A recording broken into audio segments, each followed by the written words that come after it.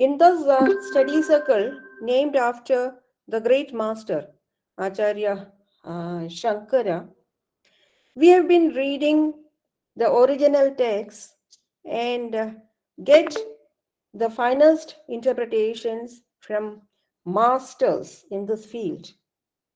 This evening, we have a serious academic with us to deliberate on a significant text, Prauṭhānubhūti. Dr. Usha Devi is a friend of mine, known to me for several years. In fact, she is our immediate neighbor. She has retired from Śaṅkara College in Kaladi itself. In fact, the college is much older than the university and has a great heritage to claim.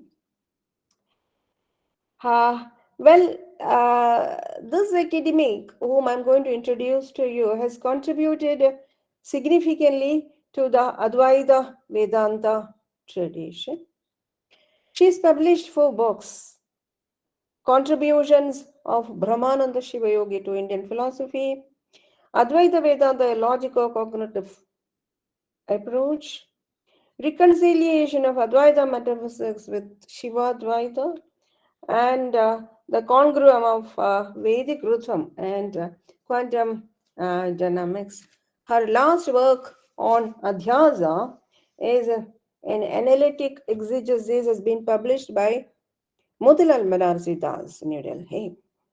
She has also published several research papers, almost 15 of them, and out of which 6 are published in JICPR itself.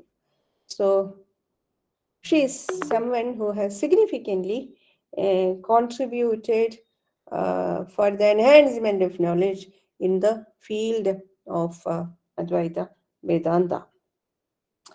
Her last work on research methodology, I learn, is still in the press. She has also been the editor in chief of a journal called Sadvidya, in which I have also contributed some time back. As someone who has had a brilliant academic career with gold medal in her master's, she has also received UGC postdoctoral research in 2012. And I think it is in Apaya Dikshita. I don't know. I'm not sure about that. Probably she would have published that as well. But let me make a note here that it's very unfortunate that her contributions have not been significantly attested by the academic community. Well, I have always been there by her side to cheer her up and give her opportunities to speak out and engage the younger ones. So today she would read a rather not very popular text among the works of Ācārya Śaṅkara, Prauṭhānubhūti. Of course, the text is not unfamiliar for Vedantans, but for the layman, probably the text is not very familiar. Though the Visheshana Praudha is meant for the Anubhuti, the text itself, that the Visheshana can as well be employed for the text itself, because it is the text is also very Praudha, very elegant and rich in meaning. It's all about the Anubhuti of someone who has transcended the phenomenal living and one who has attained the union of his phenomenal self with the transcendental self. What is it? What is that status? That is what Ācārya Śaṅkara is trying to speak about. To just have, I was just reading the first verse. So beautiful, of course. Usha would speak at length, but what has attracted me in that sloka, in that verse, I'll just relate. I cannot help but share my thoughts on this. Prauṭha Nijanabhuti Galita Dvaidendra Jalu Guru Gudham Aghaugha Dush Dushtakudhiyam Spashtam Sudhishalinam Swande Samyagihanabhutam Abhisat Shishyavabodhaya Tat Satyam Samsmritavan Samasta Jagadam Naijam Nijalokanat. See, in this shloka, I think Acharya is trying to speak three things to us. First, who is an Acharya? Who is a Guru? A Guru is one who has realized the non-dual principle, who has transcended the dualities which keep coming again and again in one's experience. And second, who is the right claimant of such knowledge? Who is the right deservant of such knowledge? Not the one who has, akhauka, the sins, been accumulated through lobha mohas, but meant for a sudhisharinam, the one who has a very clear mind. And the third and the most beautiful assertion that you find in this verse is, why is it that this preceptor who has experienced the non-dual principle attempts to relate or communicate or impart the experienced non-duality to his dear students? Now, this is what is most important. Of course, in throughout Acharya himself speaks about it. So he says that Swande Samyag Yanubhutamavi, he has realized the unity very well within himself. Sat Shishyavabodhaya, but nevertheless, what he is trying to do is, he is trying to contemplate Samsmritavan. He is trying to conceptualize and contemplate on this so that he can put that into language. Now, friends, the difficulty is conversing or making the experiential in the linguistic form. And as you know, the logico-linguistic structure in which the transcendental experience being converted, it's something very, very hard, because something which transcends the logic and language has to be brought back within the structure of logic and language. And this seems a very hard task. And that the preceptor undertakes out of sheer love for the disciple. This is what is most attractive.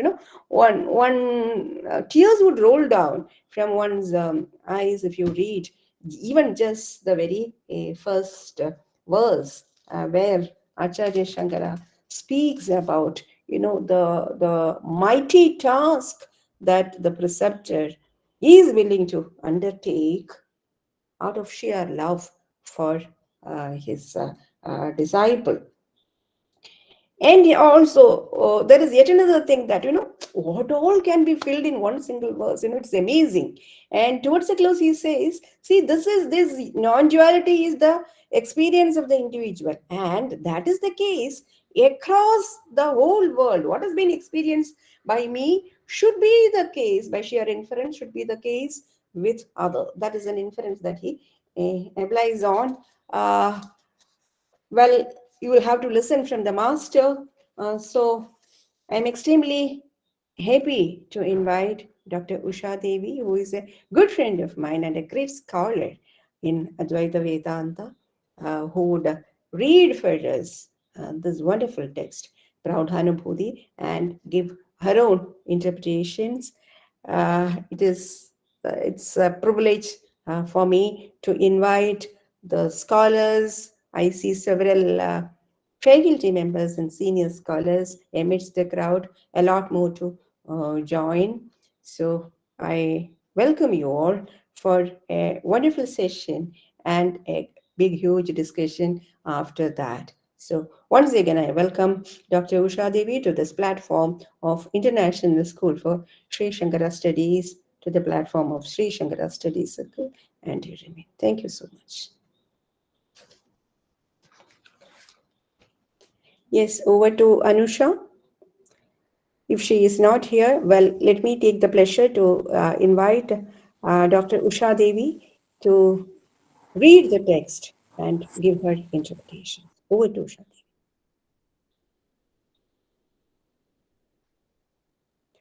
Usha, please unmute yourself.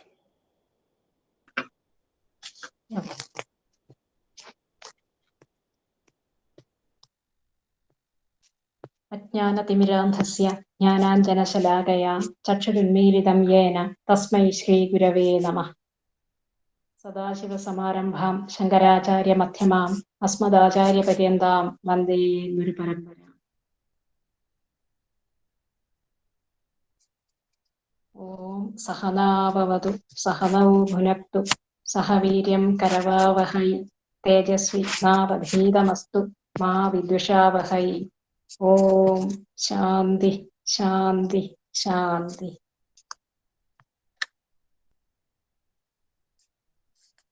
Pranams to all. To begin with, let me express a deep sense of gratitude to Professor Śrīkala, Director ISS, for participating me in this academic program.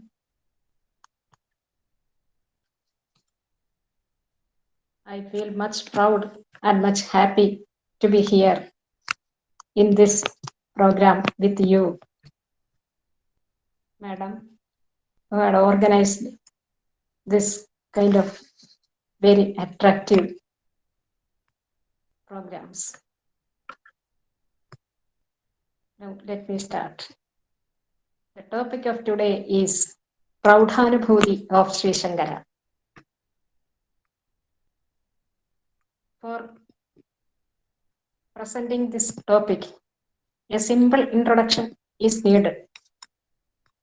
In the course of explicating the Advaita philosophy in its most reasonable and suitable terms, the 3 steps of Shravana, Manana and Nididhyasana attain utmost significance. The term Anubhuti here involves the sense of experience in a higher realm, even in its material as well as spiritual or philosophical context. It is not an apparent apprehension or knowledge in its partial nature. Knowledge always touches the mind and subjects to change in accordance with the changing world of objects. Its nature involves a distant relation where all the related aspects cannot be truly discriminated. The mind alone, as the inner organ, works there along with the senses. On the other hand, when intellect with its determinate nature becomes related to something, it will pierce into the self of it and formulates a decisive nature within knowledge. As a result, knowledge transforms into an uncommon realm of association with the object in a more forceful manner. Determination in every object-related dealing makes man strong and leads to a satisfactory mindset, as we see in the material world. As evident in the material existence, it is possible in the philosophical context also. Advaita puts this fact reasonably. With a very short story, the intuitive experience in Advaita can be brought out. Once there was a king. He had a son. Somehow the son found missing in his childhood itself. He was brought up by some others who lived in forests. Once, when a man accidentally reached that forest and found the prince and identified him as the son of the king, he made the prince aware of his true self as the son of a king. By hearing those words, the prince also became aware of himself and returned to his nation. That is the nature of intuition. From the words of Guru, the disciple identifies his own self. That identified knowledge, that is far from all kinds of sensual knowledge. That is the topic here. That is not at all common in our experience. The first shloka, Prauṭhānubhūti галитадвaitāndra jalo gurur gūಢam aghaughā duṣṭakudhiyām spashtam sudhīśālinām swante samyagihanubhūtamapi sakshikshyāvabodhāya tad satyam samsprutavan samastajagatam naijam nijālokanāt. Now I am explaining the meaning of it. Nijālokanāt, by visualizing one's own self. Praudha Nijanubhuti, the superb, that is most sublime intuitive experience of the individual soul.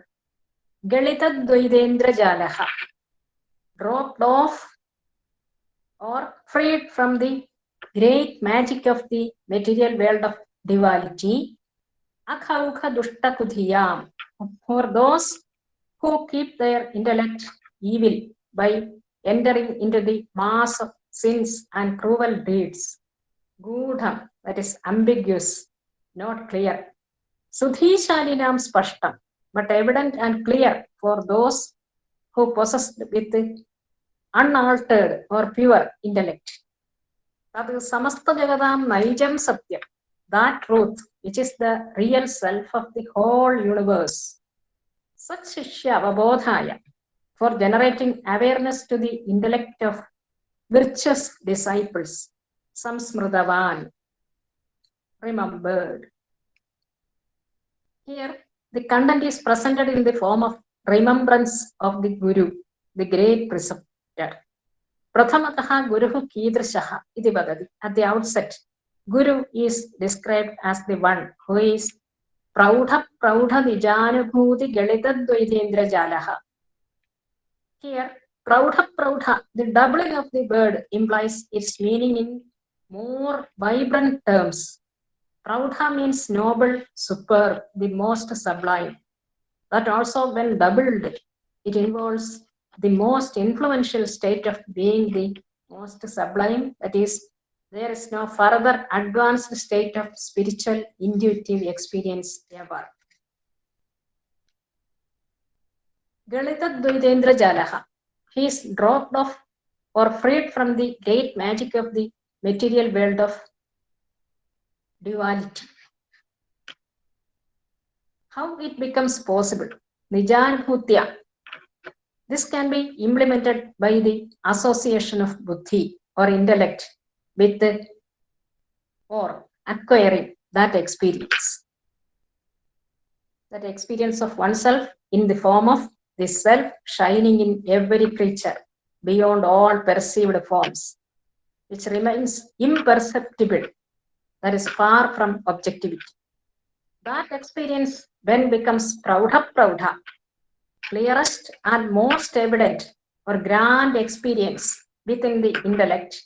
The fascinating magic of duality will no longer remain influential to that individual.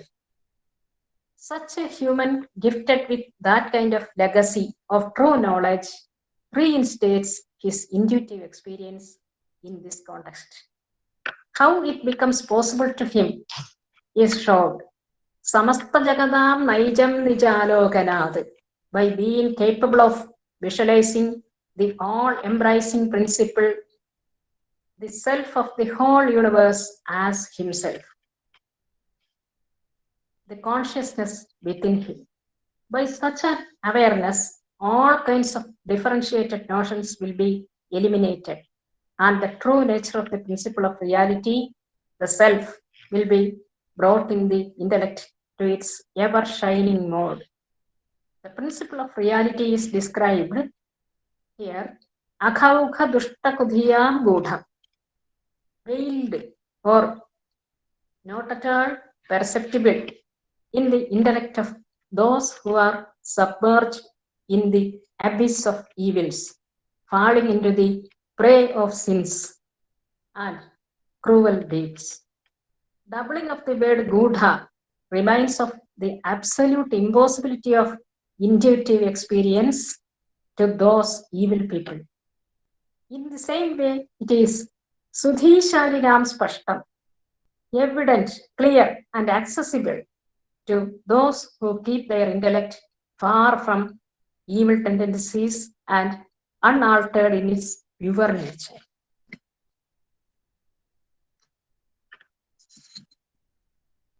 Tad iha swante samyak anubhutamapi. That principle of reality experienced fully in his intellect, though living here in the midst of material multitudes, such Shishya in order to generate the clear awareness in the intellect of virtuous disciples, Samsmritavan, remember. Remembrance is not here as text itself and dictate the same. The context of the spiritual philosophical abstractness in a subject descriptive of this from all other sensory experiences. Backdrop of this treatment.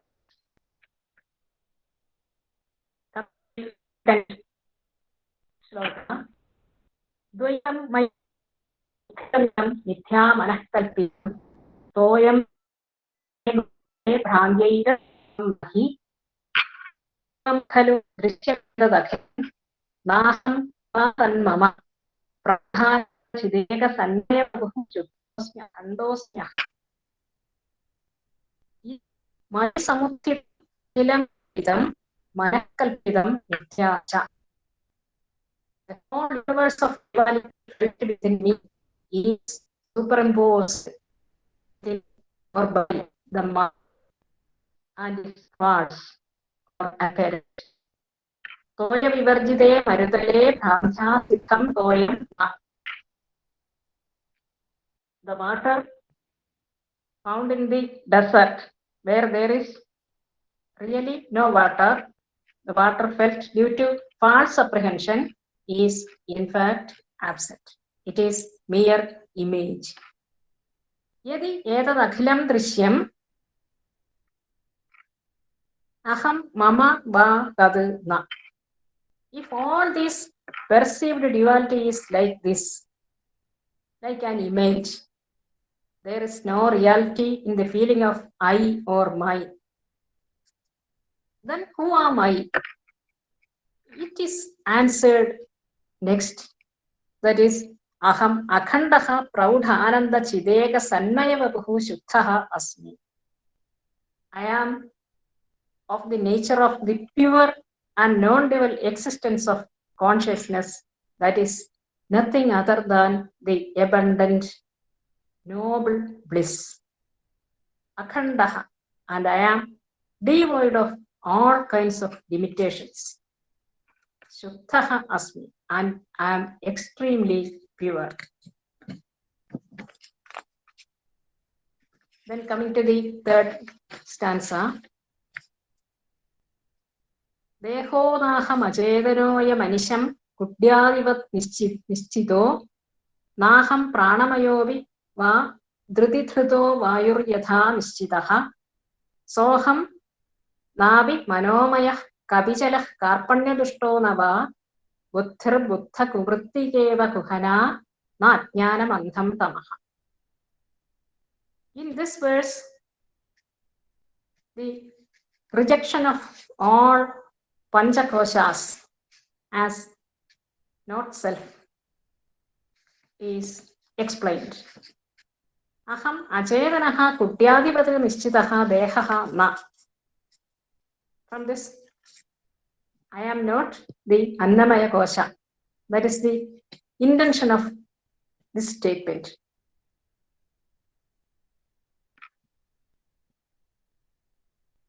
Aham acedanaha. By nature, our body is jada, that is inert. like a ball. So that inert body is not the self, not I. यथा निश्चितः धृतिधृतः वायुः, निश्चितः, always in a determinative way. Vayuhu dhritidhritaha. Dhriti means clouds. Vayu, air. Air is always carrying clouds. That air which carrying clouds in its own nature, it cannot be the real form of I. तथा विद्यमानः प्राणमयः अपि न अहम्. सोऽहं नाभि नाहं प्राणमयोऽपि वा धृतिधृतः. Pranamaya is the vikara or manifestation of the vayu, air. That also cannot be the true nature of I. In the same way, aham kapichalah karpanyadushtah manomayah va na. I am not at all the manaha, that is always, it is fluctuating. Kapichalaha, like a kapi, there is a monkey. In the same way, karpanya dushtaha, driven by egos or evil defects. Buddha kuvrittika kuhana buddhihi va na. I am not at all the ego-driven intellect that is aware of its own evil intentions. That is Vijnanamaya Koshaha. Abhi na. Andham tamaiva ajnanam cha na. I am not the ignorance, like the blind darkness which veils all these koshas. Otherwise, which serves as the basis of all these sheets. Annamaya, Pranamaya, Manomaya, Vijnanamaya, and then, even though here it is not noted, the Anandamaya Kosha also is to be taken here. Realization of the self, I, in its full potential, can be had when the ego-born constraints are totally eliminated. Our cognitions and comprehensions are brought out through the basic factor of ego, and then the sensory organs, and then the body as a whole.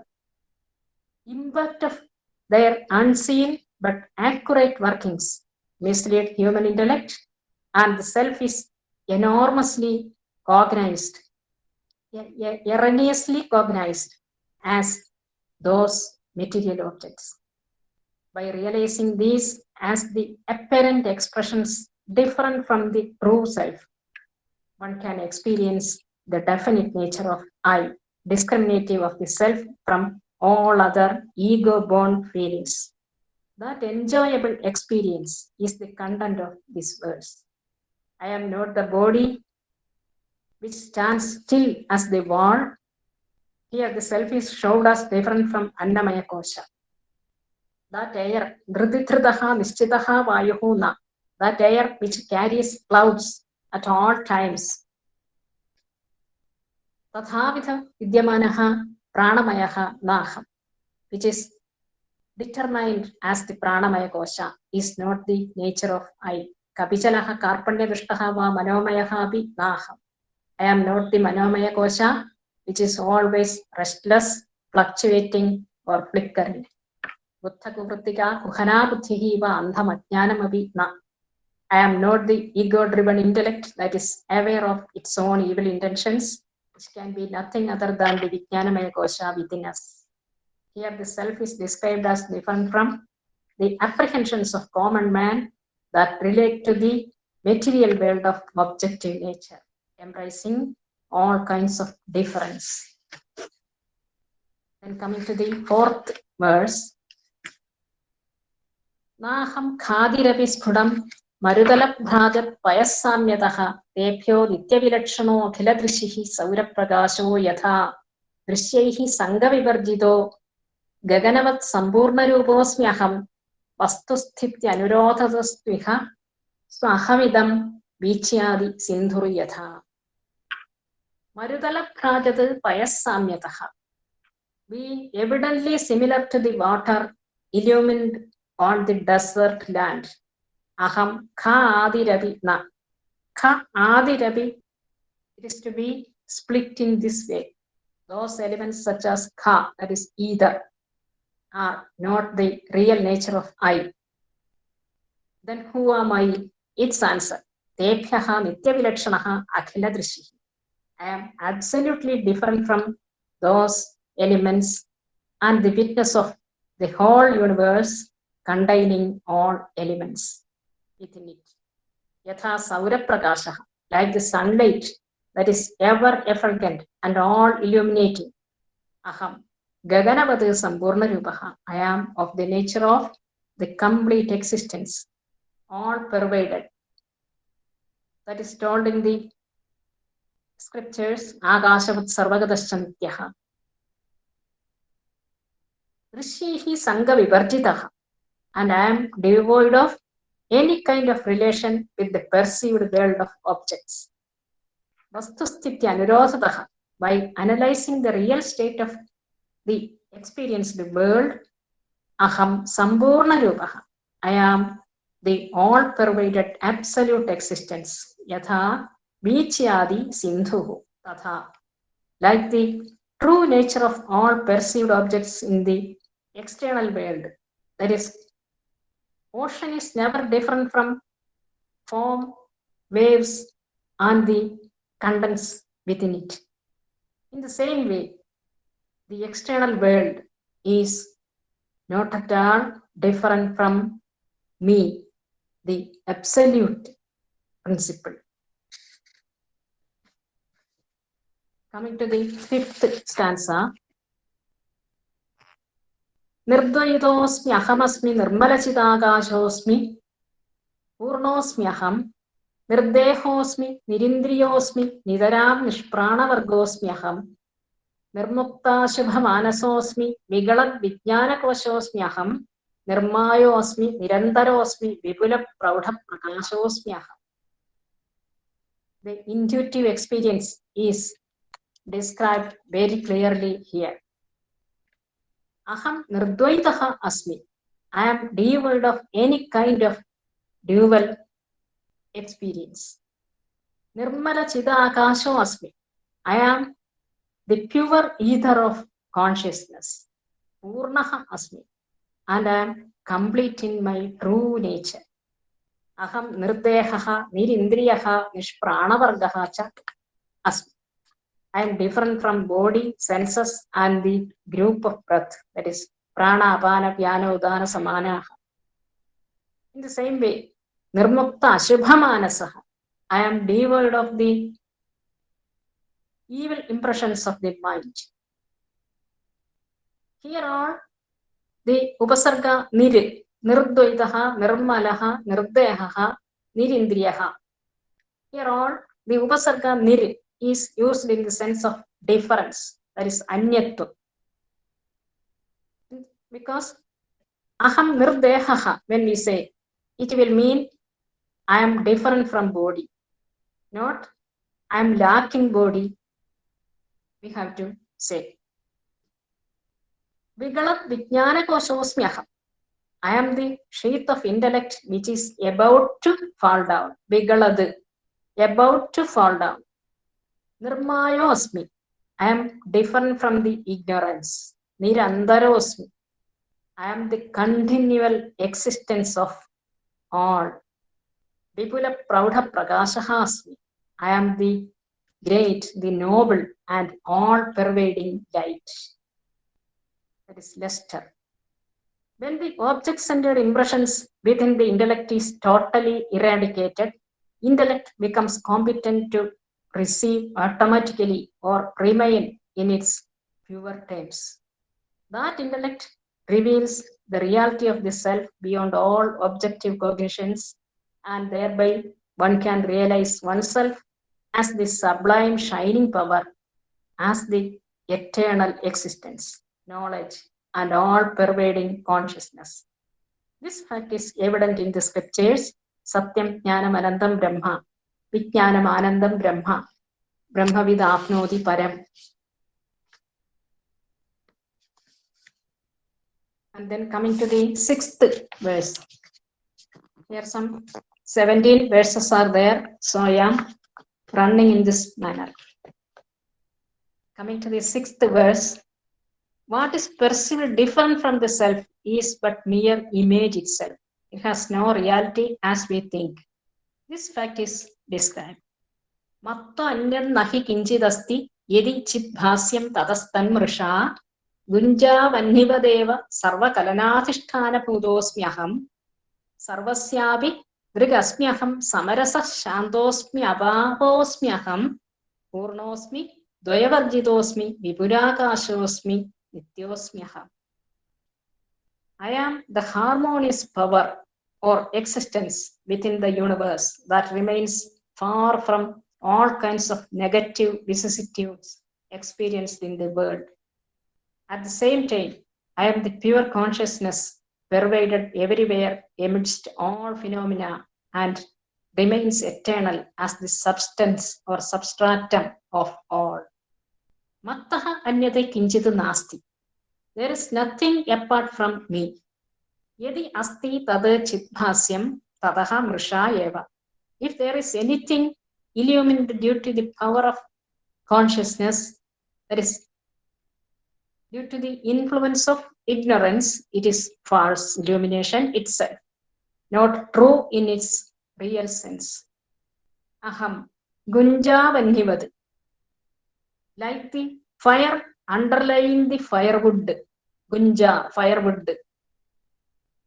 Like the fire underlying the firewood, sarva kalanatishthana bhutaha asmi aham. I am the basic principle underlying all material world of objectivity, born out of thought. Aham sarvasya dhrigasmi. I am the seer of all the seen, though I am not seen. Adrashto drashta, na anyo adosti drashta. These kinds of scriptures are quotable here. Aham samarasaha shantaha apapaha api asmi. I am harmonious, calm, and devoid of sins. Aham dvayavarjitaha purnaha vipulakashaha asmi. I am devoid of all kinds of duality, and I am the wholeness resembling to the omnipresent ether, otherwise called space. Aham nityaha asmi. I am the eternal principle underlying the whole universe. Coming to the 7th stanza. Mayasmin paramarthake shrutishiro vedye swato bhasane ka va viprativattireda dakhilam bhatyeva yat sannidhehe sauraloka vashat pradidam akhilam pashyan na tasmin janaha sandiktaha asti adayeva kevala shivaha kopi prakashosmi aham. Shrutishiro vedye swato bhasane paramarthake asmin mai. Shrutishiro vedye. The shiraha, that is the most prominent part of Shruti, is represented by the Upanishads. So it is told Shrutishiro vedye, that which can be known through the Upanishads. In me, mai, in me, that is the principle of consciousness. Shrutishiro vedye, which can be experienced with the support of Upanishads, the most prominent part, Shira of the Vedas, and Swadobhasane, which is realizable as the self-effulgent absolute consciousness, which is illumined in the presence of which the consciousness, the whole universe is illumined in the presence of the consciousness. That is told, Etad akhilam yat sannidhehe bhati tasmin ka va vipratipattihi. The principle of consciousness is the source of the whole universe. The universe is illumined in its presence only. Kava vipratipattihi. Here, what controversy can be occurred? There should not be any controversy or contradiction regarding the witness self that is shining in the whole universe. Akhilam pratidam sauralokavashad pashyami. Coming to the material sphere, by thinking all as known due to the light of the sun, tasmin janaha na sandiktaha. Common people will never doubt the sun, the power of the sun. In the same way, Atayeva aham kevala shivaha kopi prakashaha asmi.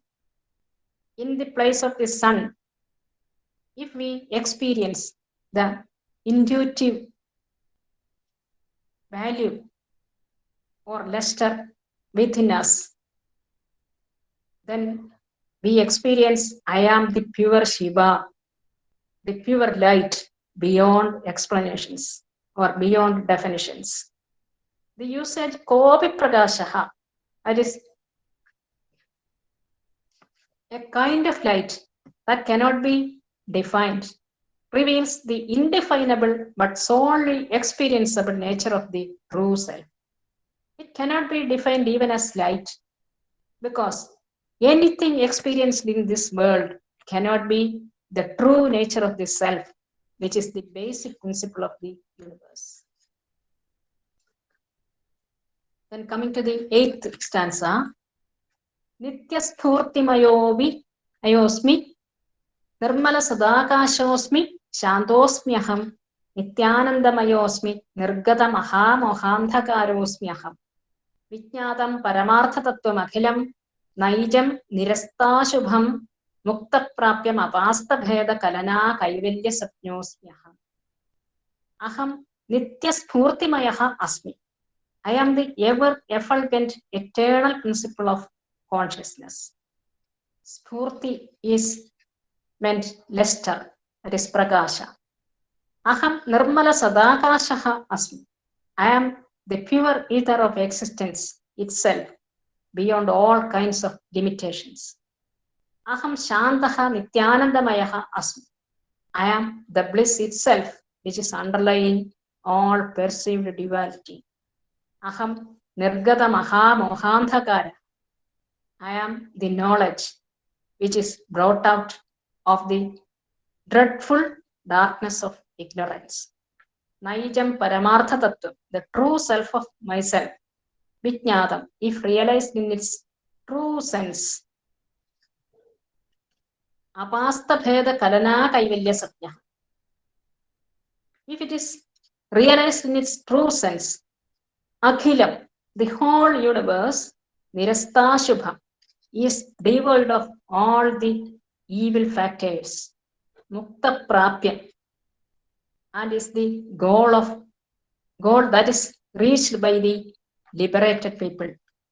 Apasta bheda kalana kaivalya sapnya, and is devoid of all kinds of differentiated notions. Asmi, aham asmi. In this verse, the scriptures Satyam Jnanam Anandam Brahma, Vijnanam Anandam Brahma are clearly explained. Not merely reading or understanding the meaning of these terms are enough, but the realization of the implications of them as one's own self is to be had for discriminating the not self from our own real nature. When the meaning of these terms are clearly experienced, there will be no chance to the occurrence of influence of dual feelings and worldly life of differentiated notions. This is the state of liberation experienceable in this world, though it is not the true liberation, that is the liberation in its purest sense. And coming to the 9th shloka, स्वाप्नद्वैतवदेव जाग्रतमपि द्वैतं मनोमात्रकं मिथ्येत्येव विहाय सच्चिदमलस्वान्तैकरूपोऽस्म्यहं यद्वा वेद्यमशेषमेतदनिशं मद्रूपमेवेत्यपि ज्ञात्वा त्यक्तमरुन्महोदधिरिव प्रौढो गभीरोऽस्म्यहम्. Swapnadvaitavadeva, like the experience of duality persisting in dream state. Jagratam dvaitam manomatrakam. Objectivity of waking state is also solely the mind itself, that is created by the mind itself. Everything apprehended in this material world is far from reality, that is mere appearance itself. Adayeva mithya iti vihaya. So it is to be abdicated as false. These are all not the real nature of the self, I. Then who am I? Its answer, aham satchidamala swantaigarupaha asmi. I am the unadulterated mind, devoid of all evils of objectivity and the essence of existence and consciousness. Yadva, in other words, yedad ashesham vedyam. All these perceived forms of duality, the universe itself, which is cognized or apprehended, anisham madrupameva ityapi, is always having the real nature of myself. Ityapi jnatva. By knowing this also, aham, the present I, am tyaktamarudh mahodadhihi iva, left out the blowing wind, that is remaining calm, ocean like mahodadhihi iva. Prauṭhaha gabhiraha asmi. I am exalted or held in high esteem as the deepest principle underlying the objectivity.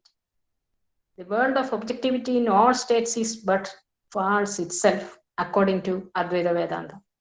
In fact, the principle of consciousness is exhibited in a false form before us. Leaving all the multiplicity as mere expression, the inner truth is to be experienced by man. It is similar to the experience of the calm ocean, that is fathomless and the most serious, that is praudha or attractive. Then coming to the 10th stanza, Gandavyam kimihasti sarva paripurnasyaphyakhanda kartavyam kimihasti nishkriyatanor mokshaika me nirdvaitasya na heyam anyadapi va novapyupeyandaram shantodyasmi vimuktatoya vimalo megho yatha nirmalah. Sarva paripurnasya, for that which is absolute, that is complete in all respects, akhanda kritehi, and for that which is far from all kinds of limitations of space, time and object. Iha, in this universe, gandavyam kimasti. What is or which is the place to go? What is the goal to be reached? The omnipresent principle of consciousness is everywhere, and so there is no need of it to go anywhere or reach any destination. Nishkriyatanoho, in the same way, for the self which is devoid of action, moksha igarupasya, and remains in the true nature of liberation, that is free from all dual cognitions, the true subjective principle, iha kartavyam kimasti, what is there to be performed in this world? Nirdvaitasya me, for me who is non-dual in its true nature. Anyad heyam upeyandaram aviva na, there is nothing to be received or rejected, because everything is the representation of myself, my grace itself. Aham adya, now I am vimukta toya vimalaha meghaha iva, like the clouds freed from the water contained in them. Tatha nirmalaha, having the pure nature, shantaha asmi, remains in complete tranquility. The one who experienced the real self is recasting this experience in his own way.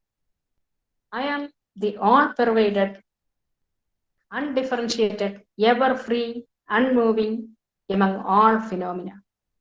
There is nothing different from me. So nothing is to be received or abdicated.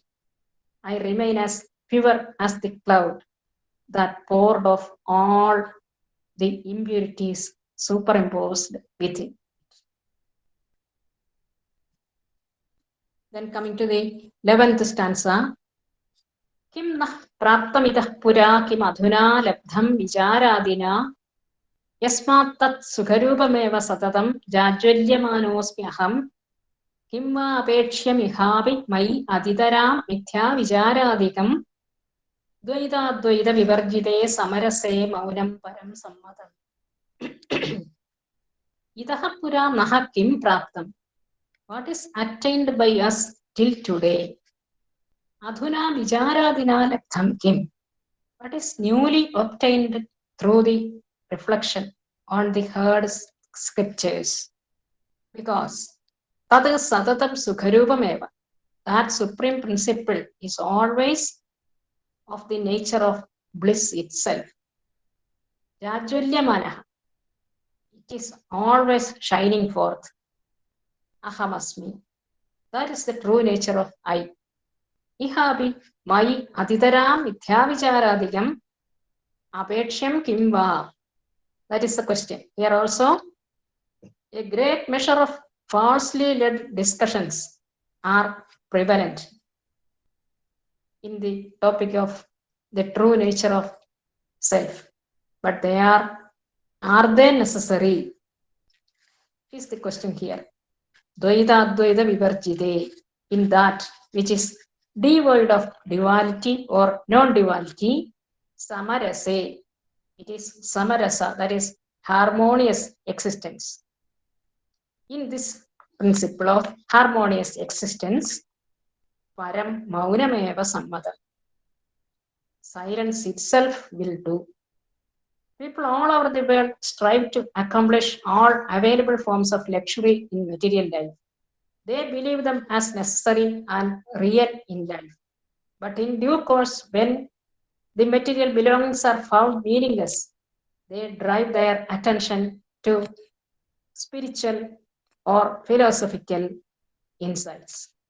But amidst all these, what is the true benefit that man receives?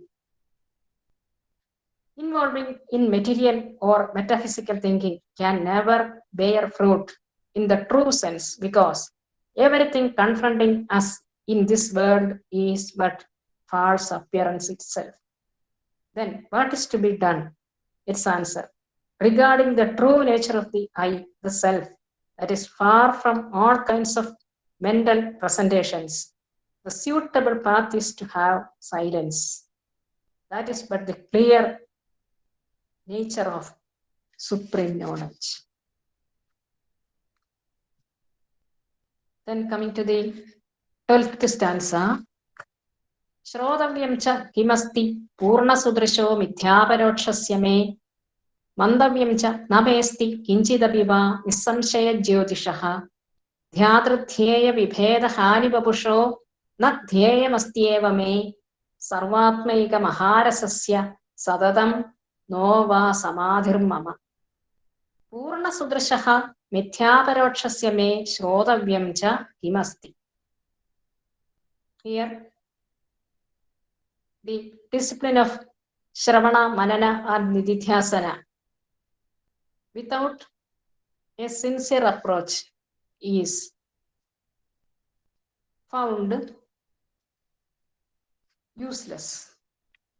Purna Sudrishaha Mithyaparokshasya me. For me, who is absolutely clear and lustrous, and who is felt different from the true sense, that is due to false notions. Shrodavyam kimasti. What is to be heard? Nissamshaya jyotishaha me. For me, who is undoubtedly the luster within everything. Kinchid Mandavyaha api nasti. There is nothing to be reflected upon. Dhyadritheya vibhedahani babushaha me. For me, whose nature is but far from all differences, such as meditator, meditated, and the like. Dhyayam nastyeva. There is nothing, there is no object to be meditated upon. Satatam sarvatmaika maharasasya mama.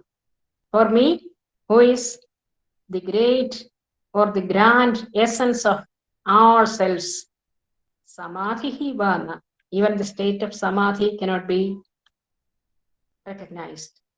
Here, the ways of philosophical understanding highlighted in the Upanishads and are analyzed and observed with a discriminative mood. All the lessons are necessary and valuable till the dawn of the real experience.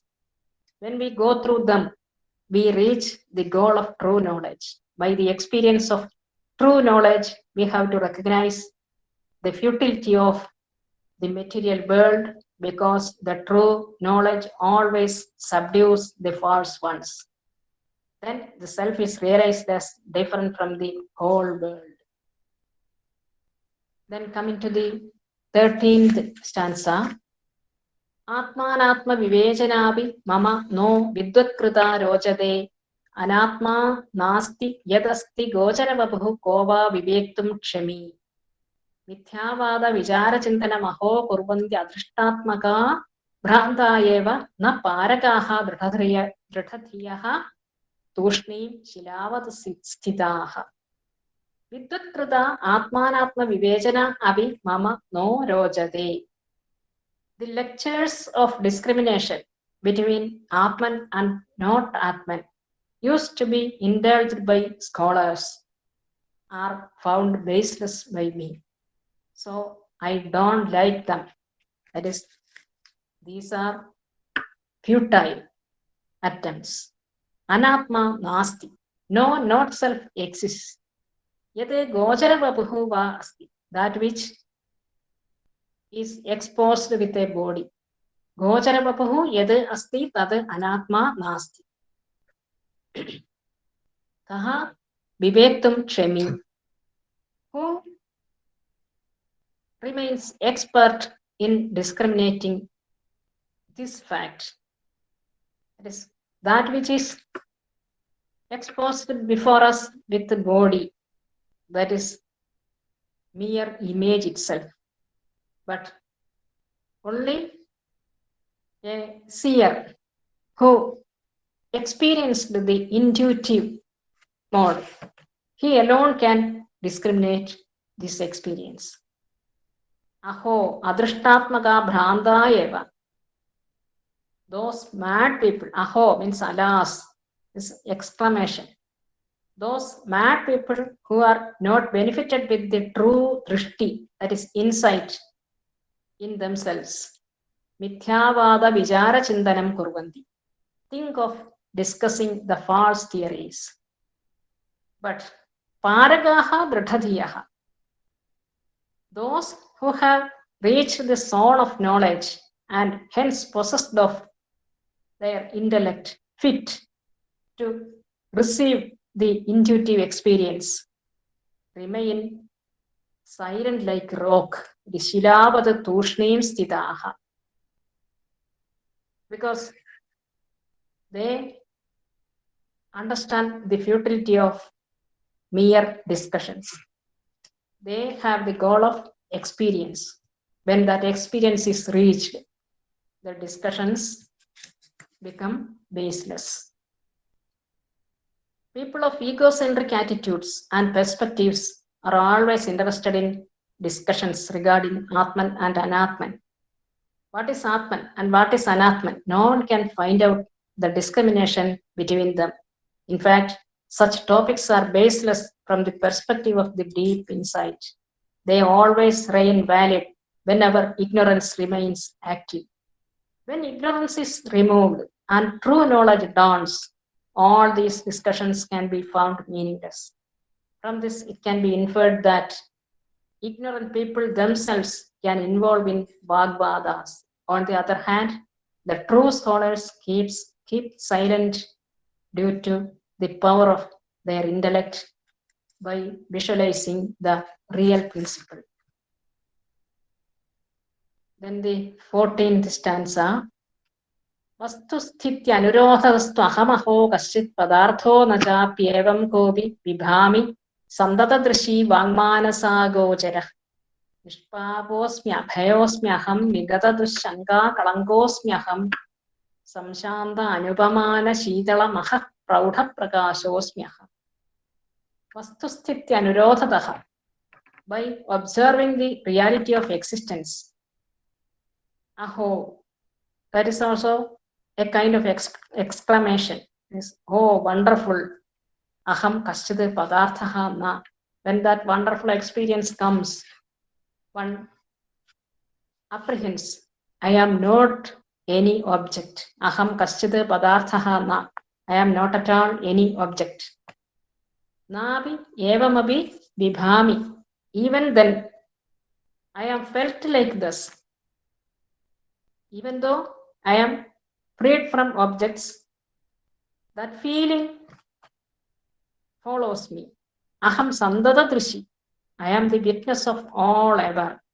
Vangmanasa gocharaha. I am beyond words and mind, that is mental states. Aham nishpapaha abhayaha asmi.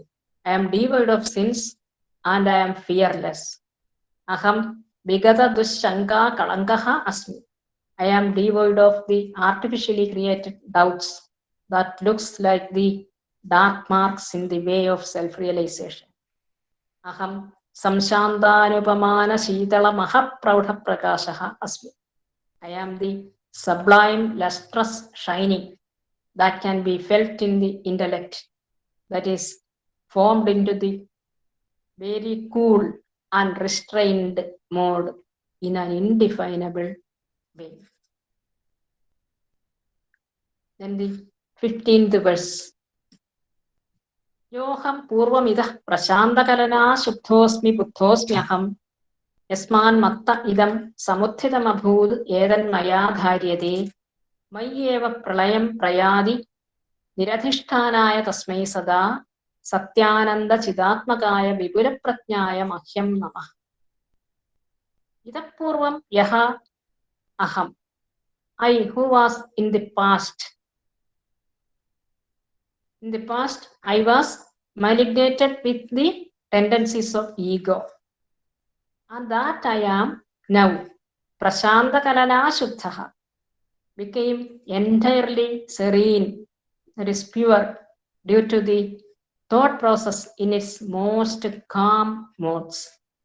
Aham buddhaha asmi. I am endowed with the supreme knowledge. Yasmat, because idam mattaha samuthidam. I understand that the perceived universe is emerged from me. That is the substratum of the whole universe, the Atman. Etad maya dharyate. This is sustained because of me. Mai eva pralayam yadi. All this dissolves within none other than me. Tasmai niradhishthānāya. To that I, who am the substratum of all and who does not need any substratum of its own. Sada satyananda chidatmakaya, whose undiffered nature is always existence, bliss, and consciousness in their purest terms. Vipula prajñāya, whose intellect is overwhelming. Mahyam namaha, pranams to that me. I identify myself as influenced with the tendencies of ignorance in the past. But the intellect within me, when turned into its genuine nature, it reveals the true knowledge and the real self. To that self, I offer my pranams. Then to the 16th stanza. Sattājit sukharūpamasti satatam nāham cha natvam mrusha nedam vapi jagat pratishtam akhilam nastīti jānīhi bho Yat proktam karunavasad tvai maya tat satyam spudam shraddhatsva anagha shuddha buddhirasi ched matra astu te samshayaha. Akhilam satatam satta chit sukha rupam asti. Akhilam, the whole universe, satatam, is always but of the nature of satta chit sukha rupam asti, of the nature of existence, consciousness and bliss. Aham na, tvam cha na. The knowledge of difference such as I or you, or thou, are in fact not existing. Idam pradrishtam jagad abhiva nasti. This perceived universe of multiplicity is also not existing. Bho akhilam mrisha asti iti janihi. Bho, that is, O disciple, you understand all these as false ones. Akhilam mrisha asti iti janihi. You understand all these as false ones. Karunavashad, due to compassion. Maya tvai yad proktam, what is said to you by me, tad satyam, that itself is true. Anagha etad spudam shraddhasva, O sinless disciple, you listen to it much carefully. Shuddha buddhihi asi ched. If you possess pure intellect, te samshayaha ma atra astu. That is, that can be splitted in this way. Matrastu. You should not be doubtful in this regard. Guru's advice to his disciple in its concluding mode is given here. The intention of the Advaitic insight, that is Brahma Satyam Jagan Mithya, is very clearly brought out here. The disciple also should be competent. That is, yasya deve parabhaktihi yatha deve tatha gurau tasya ide kathita hyarthaha prakashante mahatmanaha. In this way, with shraddha and samshaya viparayadi abhava, the disciple should receive the advice from his guru. And then coming to the last stanza, 17th. Swarasyaiga subodha charumanase prauṭhānubhūtistviyam dādavya nadu moha dukkha kudhiye dushtāntarangāya cha yeyam ramya vidarpitottama shirah prāpta chakāsti swayam sa ched markadahastadesha padita kim rajate tedagi. Swarasyaiga subodha charumanase dādavya iyam prauṭhānubhūtihi. Iyam Prauṭhānubhūtihi tu, this literature of the sublime intuitive experience, Swarasyaiga subodha charumanase dādavya, is to be imparted to that peculiar person whose mind is shining with the sound spiritual intelligence of harmony of everything in the universe. Nadu moha dushta kudhiye. This is not to be imparted to one whose intellect is made evil by ignorance and its effects. Dushtāntarangāya. In the same way, this should not be imparted to one whose mind is flowing towards evil tendencies like kama and krodha. Ya iyam. This intuition, ramya vidarpita uttamashirah prapta, if entered into that brain, devoid of egoistic approach, and thus became attractive and elevated by the power of knowledge, swayam chakasti, shines by itself without depending on any other factor. An example is also showed here. Markada desha hasta desha padida kedaki kim rajade. Markada is monkey. In the hand of monkey, Markada hasta. If Ketaki is fallen, Ketaki means the fragrant flower of screw pine, that is umbrella tree. In Malayalam, it is told Kaida. That is in Sanskrit, Ketaki, very fragrant flower. If that flower fell on the hands of a monkey, how can it be useful? In the same way, if this advice of Prauṭhānubhūti, if given to the evil minds, it cannot be found useful. In the same way, the intuitive knowledge of experience, if imparted to the ignorant people, it will not bring out the intended effect, and so it will be left out to oblivion. Through this Prauṭhānubhūti, the most sublime experience of Advaita Vedanta is explicated by Ācārya Sri Śaṅkara. I think now, if there comes any doubt regarding all this talk, that is for discussion, we can stop this, I think. Thank you, Dr. Usha, for that wonderful reading of the text and the interpretation of it. Beautiful text. And where Ācārya speaks, and it's hardly 17 verses. And what is it that he has left out, as well as it is a compact theory of Advaita Vedanta, and you don't have to go anywhere else to know on anything on with regard to the fundamentals of Advaita Vedanta, though he promises that he speaks only about the Anubhuti. As the discourse unfolds itself, he speaks, he touches, there is no brick left unturned. It's wonderful. Thank you once again, Shiva.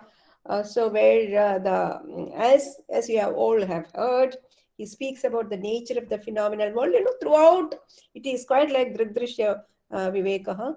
He speaks about the phenomenal self and the distinction between the phenomenal self and the transcendental self. The nature of the phenomenal self has been explained, how it is distinct from the Panchabhutas and the Panchakoshas. And then there is an event. Eventually, he goes inner and inner to the theories of Advaita Vedanta and takes, quite like a preceptor taking his disciple to the innermost theories.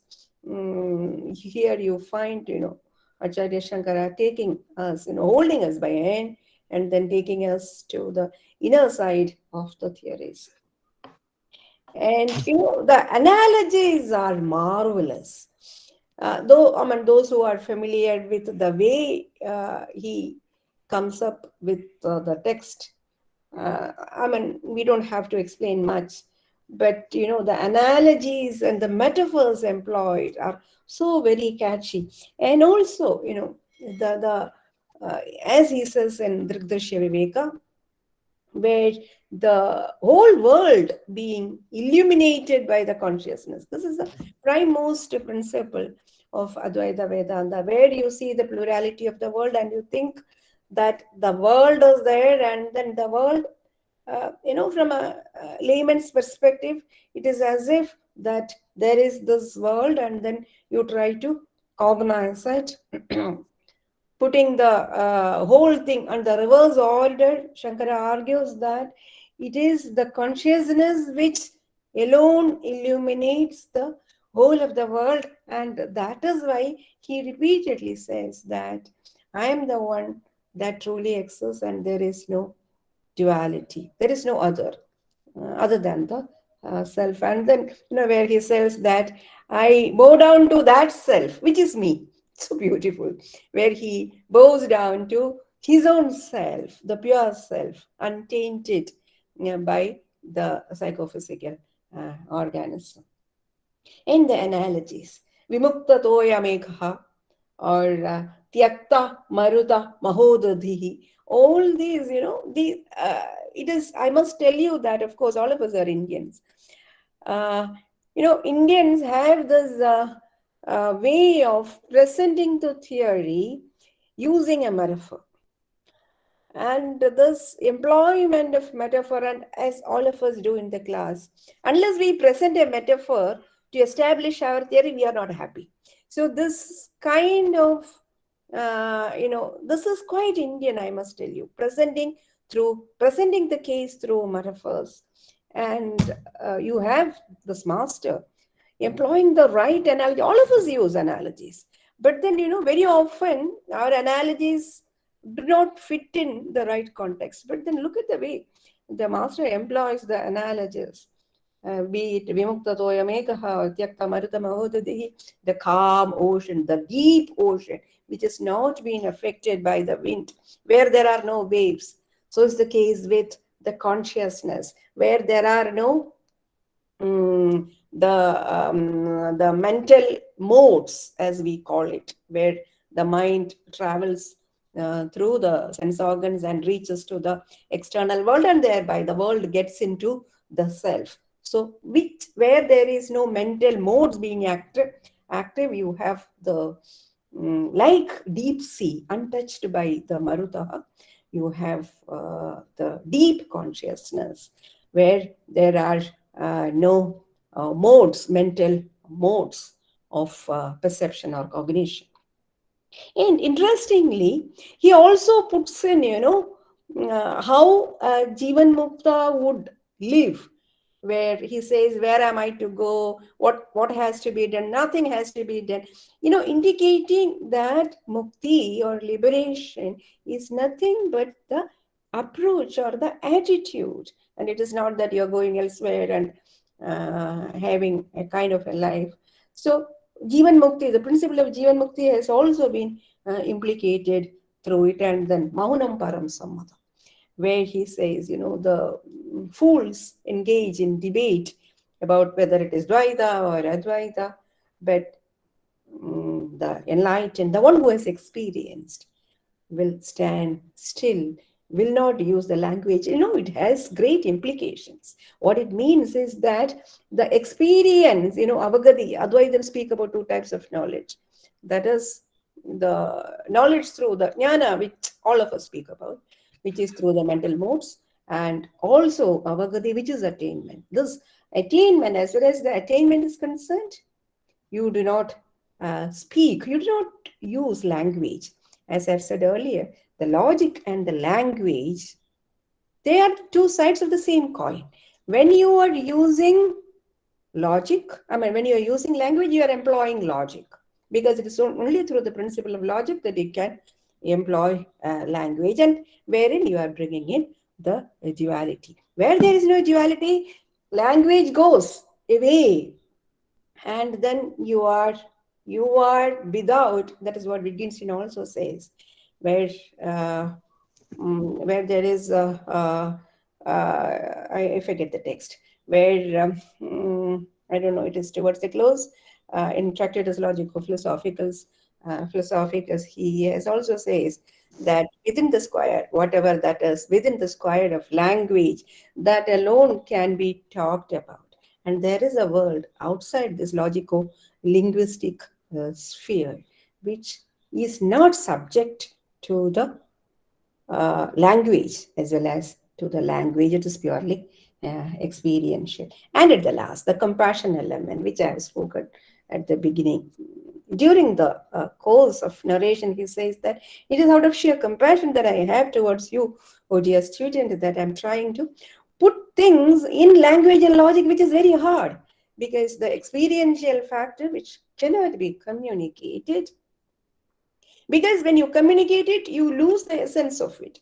So keeping it intact and then putting it in a different form altogether is the hardest task. And this hardest task has been undertaken by the preceptor out of the sheer love. Buddha also speaks about it. he says that the experience that I have had out of sheer love for you all, the compassion, this is the compassion element. And who said that Buddhism is different from Advaita Vedanta? So this compassion element, which is vividly seen in the discourses, the early discourses of Buddha, as well as that of Śaṅkara, is something which is very, very attractive for me, because it has both the humanistic element as well as the philosophical element in it. Lovely, Usha. Thank you so much for bringing this beautiful text to us. And let's have a quick discussion if anyone is interested in raising any queries or adding. Yes, over to you.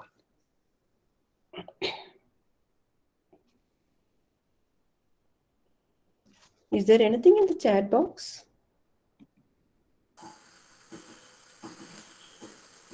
No, ma'am. There is no questions in the chat box. Oh, you're back? Good. There is no question in the chat box. All right. Yeah, we could have the discussion. Yes, Sangameshan, would you like to ask anything? Teacher, नमो नमः. मम कश्चन संशयः तत्र मह्यं नमः इति अस्ति. मह्यं नमः. नमस्कारः उत्कृष्टगुणं प्रति भवति. नमस्कारः निकृष्टगुणः करोति, उत्कृष्टगुणं नमस्करोति. अतः मह्यं नमः इति कथं युज्यते इति मम तत्र शङ्का. Can I answer to that? Please. No? Please, yeah. In this question itself, the answer lies. That is, from a Nikrishta and Utkrishta is to be called Mahyam. That is, I was with a Nikrishta mind, but that Nikrishta mind is now transformed. That is eliminated. Now I find myself as much sublime, much noble. So, from the standpoint of I, who perceive myself as related to all material objects, now find myself as more elegant and more, what to say, Shrestha. Oh, wonderful is the expression came there. Am I of this nature? That is the wonder entered there. So from the viewpoint of the materially related I say that I, which I experienced in my intuition, deserves namaha, pranams. That two are to be mingled here. I myself was in a state of ignorance. That I now arrived in the state of true knowledge. Then the wonderful experience tempts me to say this kind of exclamatory remark. I think you could understand that. That is the Advaita scheme. And also, let me add to the discussion that's going on here. So here there are two selves, as Usha has said, the lower self and the higher self. And so the lower self being tainted with ignorance and the higher self. But the thing is that here the speaker has been placed somewhere in the thin, narrow divider between the phenomenal self and the absolute self. And so he can see the absolute self. But if he really, that is the struggle that the preceptor has taken. He has, and the first verse he says that I'm trying to remember. So I'm trying to conceptualize. So what is happening is, like, he's standing in this sharp edge-like place. I remember somewhere this analogy has been employed. Probably, Vedantins might remember. It's a sharp edge-like divide that distinguishes between the phenomenal and the absolute. One has to place and then speak about the absolute nature to the phenomenal world. And that is the hardest thing for the master. So he... Shurasya dhara nishita duratyaya. In that is it. Uttishtata jagrata prapya varan nibodhata. That is it. Shurasya dhara nishita duratyaya durgam pathastat kavayo vadanti. Yeah. See, texts are always wonderful. So that is it. So it is this curious placement of this self, which is neither in the phenomenal nor in the transcendental, and he is looking at the transcendental, and then he's trying to speak about it, and that is why he says that pranams to that self, where he is neither this, he is neither the phenomenal nor the transcendental, but placing in this divider, and then trying to speak to the world of duality, the world of the absolute. And that is why, that he has been severely criticized by the rest of the school, saying that, oh, you use language, you decline language, and at the same time you use logic and language. How can that be? So you should understand this, and this is experiential. He is just not using the dialectics at all. He is ruling out the very possibility of using dialectics to present the experience. And that is what beautifully he says that just as the kaida flower given to the monkey's hand. So if you are closed mind, and if you are only interested in debating, then you are wasting your time and the preceptor's time. So therefore, if you are open, you will understand. You will perfectly understand it, because it is experiential. Somebody from within would reassert that, yes, this is the truth and this is the truth. And if you are not interested, if you are interested in the debate and in the lower self of Dvaita, Advaita debate, as he says, then be confined to that. This is not meant for you. So lovely. So thank you for that. Again. Yeah. There are senior professors here. Is there anyone who would like to add up? There are several texts on what we have been speaking. If somebody remembers more texts, like you can remind us, as Shruti Shirasa Vedyaha, as Śaṅkara says. And by the way, is there any commentary written on this? Prauṭhānubhūti, Usha? I could not find it. You couldn't find it? Pardon? No. I could not find any commentary. Okay. There is a Malayalam commentary by Professor G. Balakrishnan Nair, sir. And another one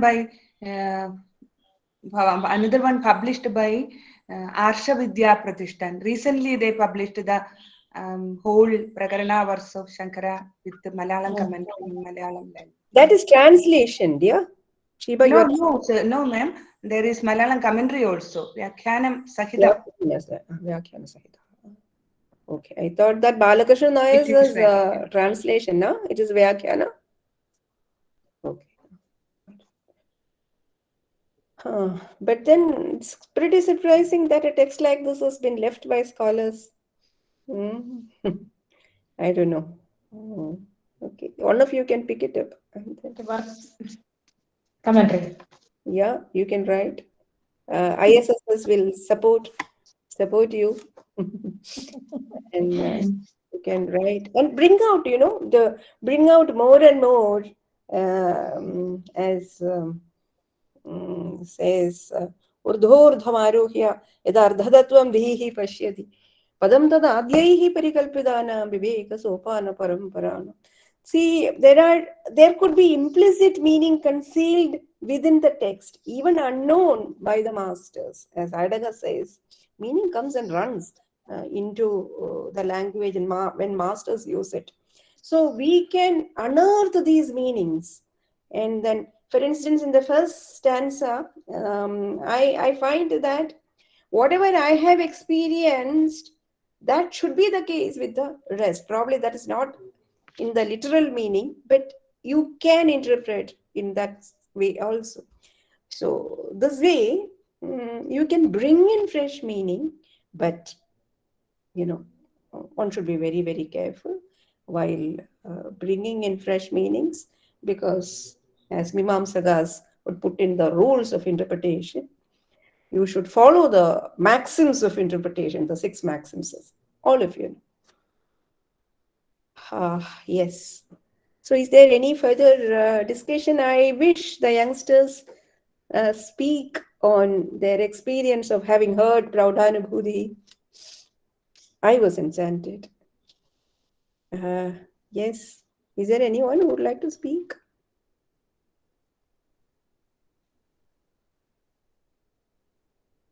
No? Okay. Anusha, then go ahead with the rest of the proceedings. So thank you all who have participated in the interactive session. Finally, I invite Dr. K. M. Sankamesan, Assistant Director, ISSS, to deliver word of thanks.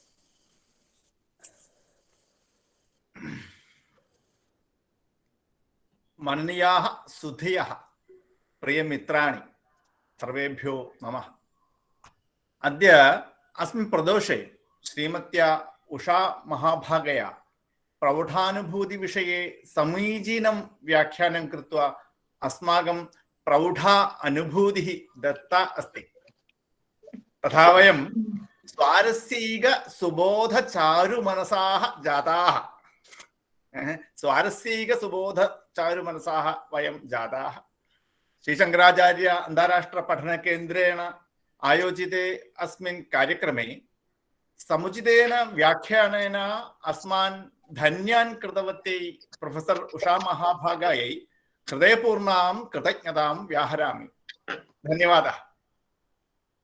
आमुखभाषणेन अस्य कार्यक्रमस्य प्रारम्भं विहितवत्यै professor Shrikala महाभागायै च अकैतवं धन्यवादं प्रकाशयामि। अस्मिन् कार्यक्रमे सुसान्निध्येन वचसा च भागं स्वीकृतवन्तः बहवः सन्ति विद्वांसः, शोधच्छात्राः, वेदान्त अनुरागिणः च। तेभ्यः सर्वेभ्यः निर्व्याजां कृतज्ञतां प्रकाशयामि। सर्वेभ्यः एकवारमपि कृतज्ञतां व्याहृत्य विरमामि। धन्यवादः। धन्यवादाः। Thank you so much, scholars and teachers. I wish there is more and more discussion and debate. Like, you don't have to worry whether you are responding meaningfully, but nevertheless, you can speak out your mind. So I wish there is more discussion, particularly